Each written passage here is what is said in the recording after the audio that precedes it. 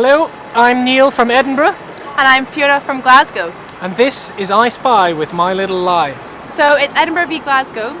Neil, tell us how it works. Well, what we're going to be doing is we're going to be interviewing members of the public, and essentially we're just getting them to believe fake news stories that we ourselves have made up. You get 2 points if they believe it and pretend they heard it. You get 1 point if they believe you, and you get no points if they think it's a lie.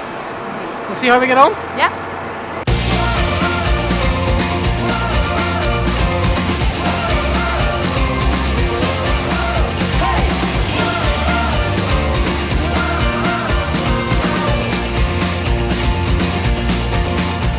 Can I just ask what your reaction is to the proposal today that Glasgow be made the capital city of Scotland? I've got to say I didn't know that was being proposed, so I perhaps don't have any sort of immediate views on that, but I don't see any particular reason to change. How did you feel about the news today that Justin Bieber is running for American president in 2016? I didn't even know that had happened, but it's a bit insane. yeah. How do you think his chances are? Do you think he could win?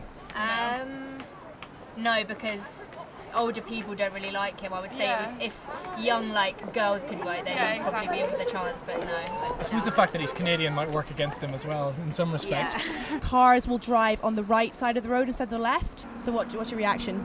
I'd say it's probably a lot better. It makes more sense. The rest of Europe does it. We had to be typical Britain and be the odd ones out. So I think we should probably make the change. How did you feel about the news today that the trams are set to be decommissioned next year? We didn't hear that. We weren't listening to a radio or telly or reading the papers. Is that a surprise to you? Big surprise. Big surprise. One of the pandas in the zoo has given birth to 2 cubs. Sorry, I didn't know about that. Brilliant. It's brilliant. We've been expecting it for a while. What about the trams? How do you feel about the trams? I never took one yet, so I have to do this. Well, you do, because obviously we've had the news today that they're going to be decommissioned next year. How did you feel about that? I actually didn't hear the news yet, so thanks for informing me about this. Okay, brilliant. What is your reaction to the news today that One Direction are splitting up? Kind of upsetting. How did you feel about the news today that One Direction have split up?